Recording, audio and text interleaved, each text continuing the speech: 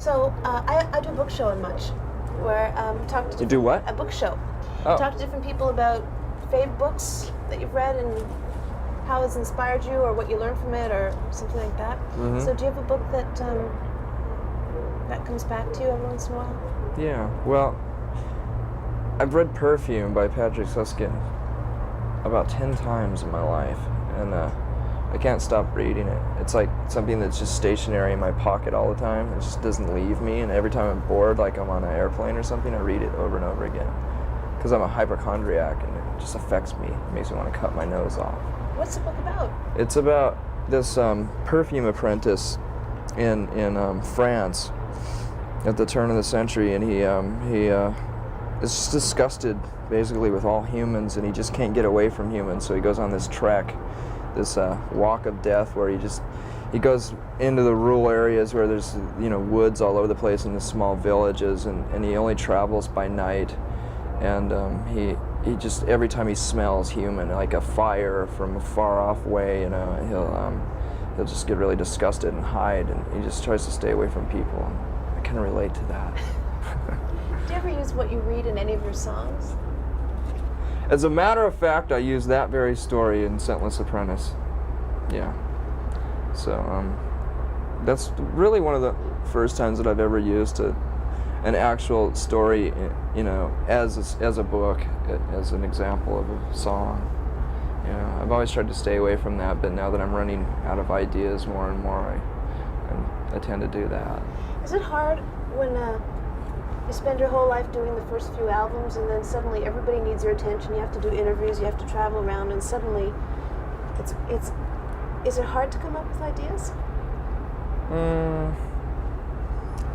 I don't know. I've just noticed that people expect more of a thematic angle with our music. They always want to read into it.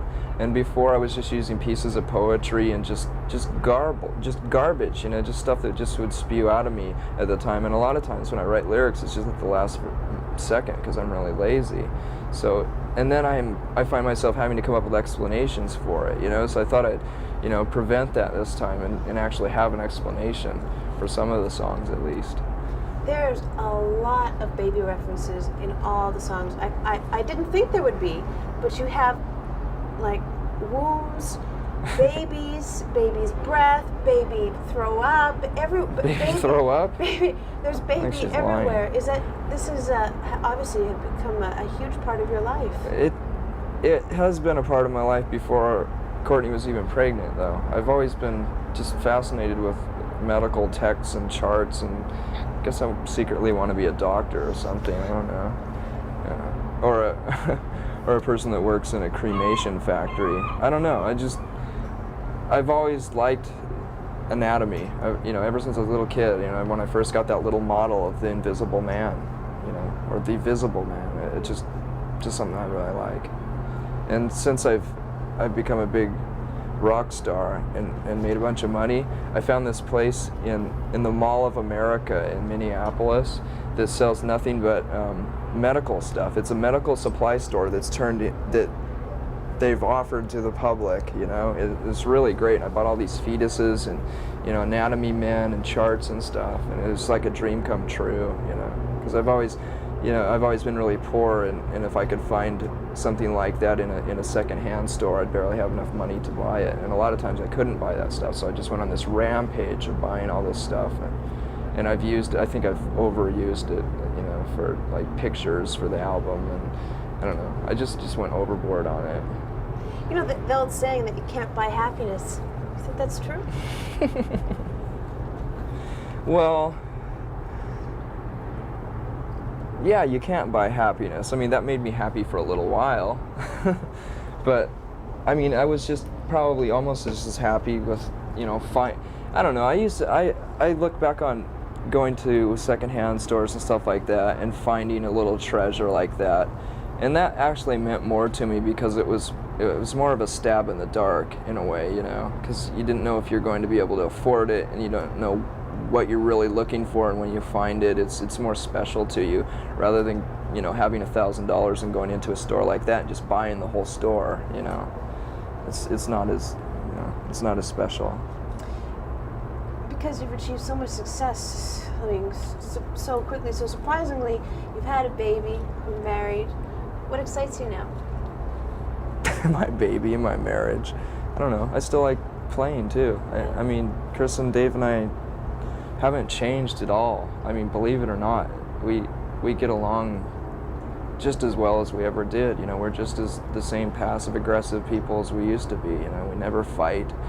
And when we're pissed off at each other, we just hold it under our breath and have respect for one another in that way. You know, it's easier to work that way. You know, because we have a mission, I guess. How do you personally cope with having relationships, private relationships that are always being scrutinized publicly? It must be really difficult. Well, it is, but I mean, I still have a lot of the same friends that I used to have, so they don't seem to mind, and that isn't ever really exposed too much. You know, no one writes about how me and my friend Dylan walked down the street and, you know, did whatever, but yeah, but they rip apart you and Courtney. They love to do that. Yeah, I don't know why, but you know, we're just I don't know. I guess like my ego could be talking right now, and I could say, well, we're interesting people, you know, but I think we're just easy scapegoats. It's just, you know, it started with something, and then, you know, people just pick up on it and carry it along, and we turn into cartoon characters, and there's nothing I can do about it, really. You know, I can threaten to sue and, you know, try to you know, bring up libel laws and stuff like that to people that write shit like that about us. But, you know, if you've ever looked into that, it's pretty much a lost cause. You have to have a lot of money to do that. And, you know, I could spend the money that I earned last year all on fighting the Vanity Fair piece, you know, and they'd end up winning because they have more money, you know. So there's a magazine in Canada that incorporates itself for each issue, and then it goes bankrupt on each issue so that it could write whatever it wants and no one could ever sue them. Wow, that's a pretty smart thing to do.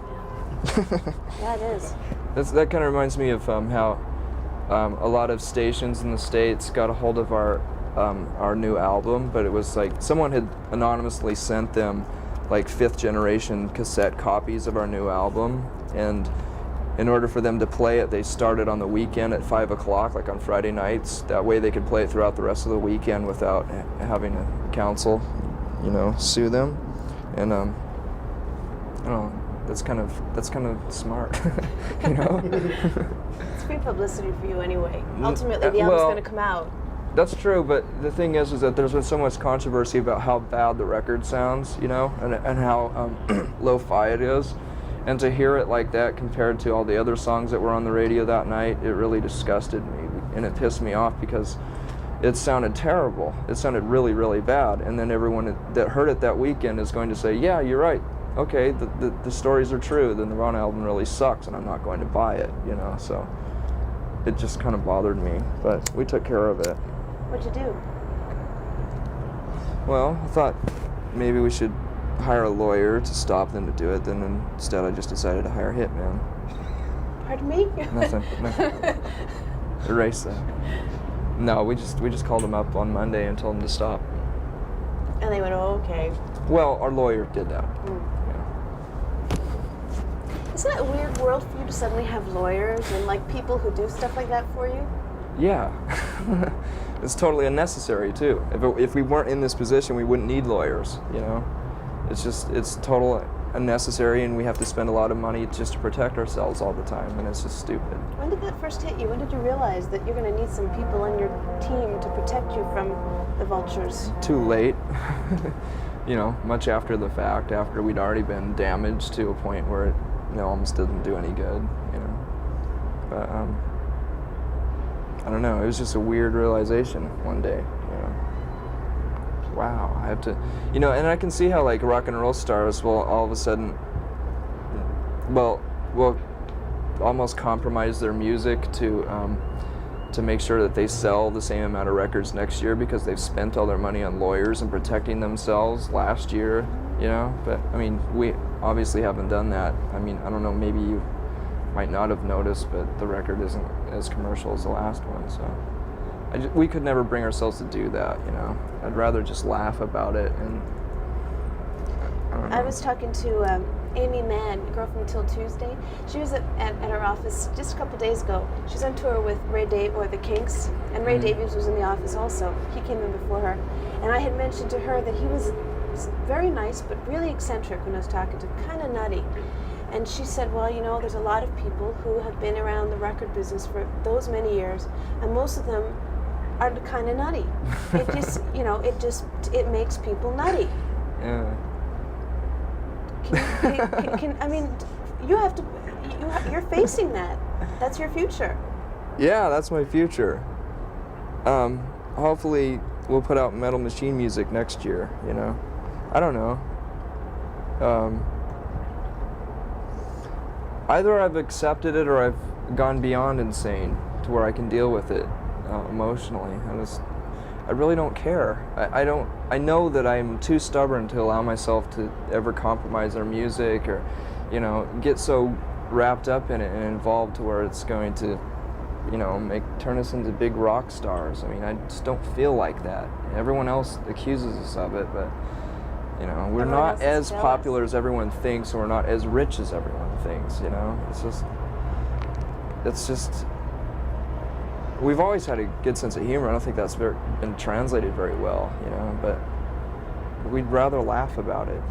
Ha ha ha. You know what really surprised me though is you're pretty bright, and your lyrics are, and just your whole stage persona is pretty angry, angst-ridden, frustrated. I mean, you see the world for what it is. Did you ever have second thoughts about bringing a child into the world the way it is? Oh yeah, absolutely, yeah. I really can't describe what changed our attitude so fast. I think, you know, I really was a lot more negative and angry and everything else a few years ago, but that had a lot to do with not having a mate, you know, not having a steady girlfriend and stuff like that. So you know, that was one of the main things that was bothering me, that I wouldn't admit at the time, you know. So now that I've found that, the world seems a lot better for some reason, you know. It really does change your attitude about things, you know. I mean, 4 years ago I would have said, you know, the classic thing like, you know, how dare someone bring a child into this life, you know. It's completely a terrible way to go, and, you know, the world's going to explode any day and stuff like that. But once you fall in love, it's a bit different. I don't want to know about it. Stop. George and I are not in the best love situations right now, so we'll stop talking about that. We'll change the subject. That's what I want to talk to you about. I'm not boasting about it. It's just something nice. that's really It's really nice weird. to talk about it. That, you know, that you have something like that to talk about. It's nice. You know, Can you hold this for a while? Do you mind? I'm feeling a little weak. You know that this whole grunge thing, that there's in quotations grunge, all I want to know is, where did the term come from? I have no idea. I think some of the rumors are that Jonathan Poneman said it one time sarcastically, and it just caught on. Who's that? He's one of the head honchos at Sub Pop Records, but no one set out to market this music as that. You know, just, you know, that's what happens when the media catches on.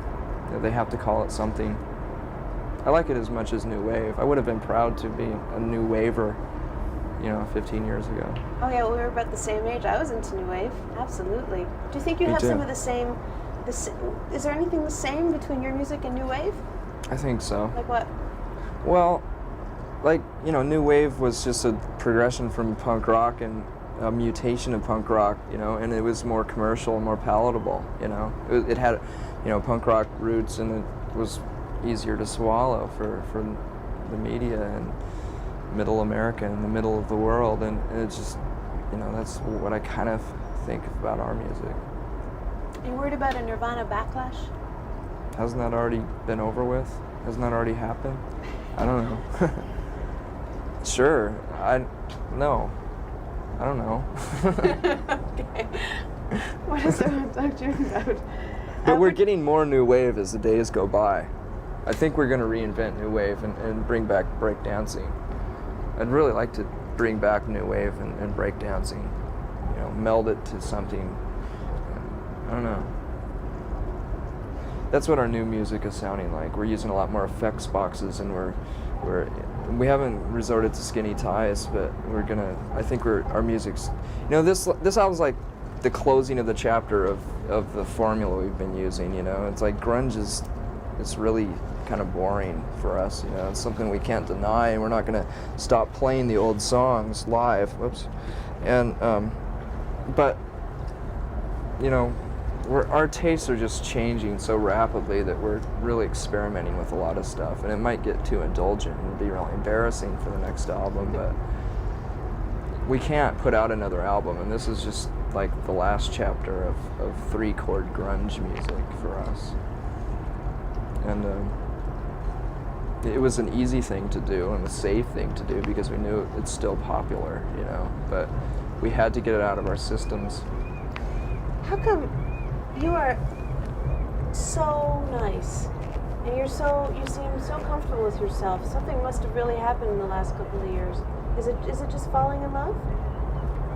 No. What happened? I've always been a nice guy. Maybe you were afraid to show it before. How's that? Well, I don't know. You've never met me before, I never met so. you before, but I know that other people who have had the opportunity to interview, and they said, oh, he hates doing interviews. He's not going to want to talk about anything. Well, I said, well, you know, whatever. Who knows? And you're just like exactly the opposite of. It just depends on what mood I'm in, really. Yeah, I'm kind of a moody person, and a lot of times when someone has had the chance to talk to me, I've probably been on tour, or I've probably gone through an exhausted time where I've talked about myself for hours and hours, and this week I haven't had to talk about myself very much, so Lucky probably me. more cooperative. I think one of the interesting things about Nirvana that you don't really talk about that much is that you're very concerned about sexism. I like that. That's good. So how do you make people aware of that problem? By writing songs as blunt as Rape Me. Having to resort to doing something like that is almost embarrassing because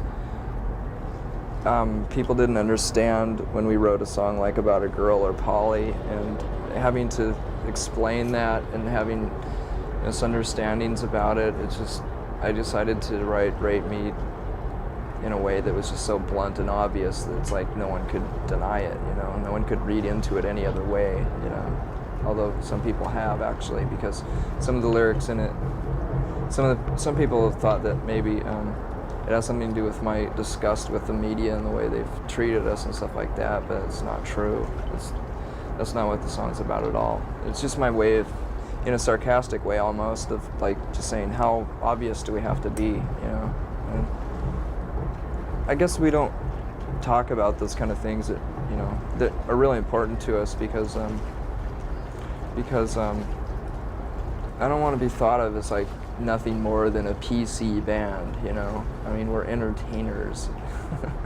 You know, that's what music is, and so it's really hard to, you know, step over the lines, you know. Just that you have stay in so it. much power because that camera's on you. Right, you can use it. Yeah, well, we try to use our power. I mean, we've really have been effective in certain ways, like being associated with this organization called FAIR, and I can't remember it right now because I have a mental block of exactly what it stands for, but it's something like, I can't remember. but they're an organization who looks at the injustices that are, they look at the details that surrounds certain issues and certain stories that have been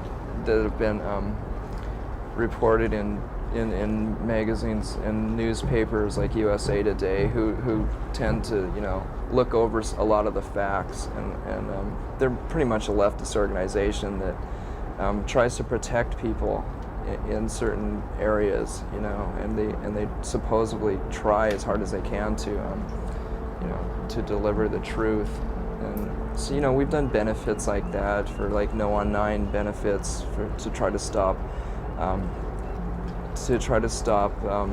Portland's anti-gay laws that they were trying to pass, and we did a Bosnian benefit and stuff like that. And you know, it doesn't seem like much, but you know, we raised like $50,000 for the Bosnian rape victims, you know, and that's a lot more than we could have done griping about it and talking about it in interviews and like maybe putting out a fanzine. You know, there's nothing wrong with doing stuff like that, but you know, we're using the tools that we have, you know, and we're being effective as much as we can. But we still don't want to be too political at the same time, you know, because it's just kind of embarrassing to do that. Or, you know, you get a lot of ridicule for it. Yeah, but you're doing what you believe in, and that's the most important thing. Well, it's hard not to, you know. I mean, if you're put in this position, what are you going to do? You become a Republican or something, you know? Just to protect what you've earned, big deal. We're doing. Sorry, I have to change tape. Okay, I'm gonna ask a couple more questions and then let you free. Okay. I am rolling. Okay. Is it all right to smoke on Canadian television? It's too late now. You're already out of sure. Do what you want. I've only had we're doing 3. a special on the Replacements, and I was just wondering if they had at all any influence on you as a songwriter, on the music you make. I kind of wish they did, because there's so many comparisons to us, you know. I have to be honest, I really didn't like the Replacements when I was into punk rock music. I listened to them, and I liked the sound of it, and I don't know if that, I think my appreciation for R.E.M. and the Beatles and stuff like that had more to do with it, because I really wasn't aware of Soul Asylum and the Replacements and those bands. I mean, I knew about them, and I actually saw them live and stuff, and I just didn't get it. I didn't like it that much. Can we have a comment, please, on... I'll wait till you light this one, because this is such an... What is your comment on Muzak being or being here at the capital of Muzak, being here in Seattle? Well, it's an obvious thing to happen, you know. Something that you'd expect. Oh, I thought you were talking about the Muzak this Muzak record that they put out of Grunge Light. Oh, the Grunge Light. Oh, what do you think of that? It's that great. Girl? Sure. It's an obvious thing to happen, you know. It's the last chapter on the book of grunge. But the Muzak capital, that's where, so this is the place where most Muzak comes from? I didn't even know that. I thought there was just, you know, one station here. Seattle is the capital of Muzak. Thanks for letting me know about that. You thought it was grunge? No. Oh, we were there, but they're not doing your songs. Oh, bummer. They said it was too aggressive? It would make people too excited. Oh, well. We have some pretty songs too. God, that's really a bummer. That upsets me. But I don't know. Muzak, that's pretty neat. But they didn't like the Grunge Light album because the woman sent a copy to them, and Really? they didn't like it because it was too electronic, and they're into using real musicians. Oh yeah, I like that idea better too. I liked it when Devo did their Muzak version of their songs. That was really neat. Did you ever hear that? That was nice. And I think they use real musicians for that. Did you get to hang out with them, Devo? Mm-hmm. I know that you're a bit of a fan of theirs. No, never met them. Did you ever get to meet anyone who would be like your hero? Anyone that you're real pleased that you got to meet? Yeah. That's kind of a positive side of being a rock and roll star. But no, actually I met Iggy Pop before we were rock and roll stars. And Iggy Pop is pretty much the only person that I've met that I really, really admire and like. And when you met him, were you pleased? Yeah, it was a big excitement. I mean, it was great. I didn't ask him for an autograph. I tried not to bother him the way that I thought that I might be bothered. But I don't know. And then the other person is William Burroughs. I met him, and I actually got to put out a record with him. So. Yeah, tell me about the record that you're doing with William Burroughs. Well, it's already out. It's just a 10-inch. It's just one story of his called The Priest They Called Him. And it was a long-distance recording. He had recorded his version, and then I just played a bunch of guitar noises in the background, and they mixed it somewhere else, and it came out. And now we're talking about putting out a whole album. Wow. Yeah. Of him reading his work and you playing guitar underneath? Yeah, I think I'll play a bunch of instruments this time instead of just, fucking off like I did before. It was just a last minute thing where I just made a bunch of noise, but this time I'd like to kind of work on it. Maybe I'll do a Muzak version. I'm sure William Burroughs would love that, a little bit of Muzak. Let me just make sure I have all my questions asked, and this is one that Tori Amos, did you like the cover of Smiles? Well, it served a purpose because we used that as the opening. Before we came out, we'd play that song, and then we'd come out and dance to it, do a little bit of interpretive dancing to it. Yeah, it was nice, yeah. The last thing I want to ask you about is, I'm not sure who in your band said it, it could have been you, it could have been someone else, but someone being a little perturbed by your mainstream audience and wanting to just make music for your real fans. Well, a couple of years ago when we were making these bold negative statements about things like that, we were really confused, and we were scared, we were afraid that we would lose a lot of our audience that meant a lot to us because they're people that, we hopefully feel that we have a connection with, the college students and people in the underground, and I don't think we've lost them. I think they're still fans, so I'm not worried about it anymore. And I was at the time.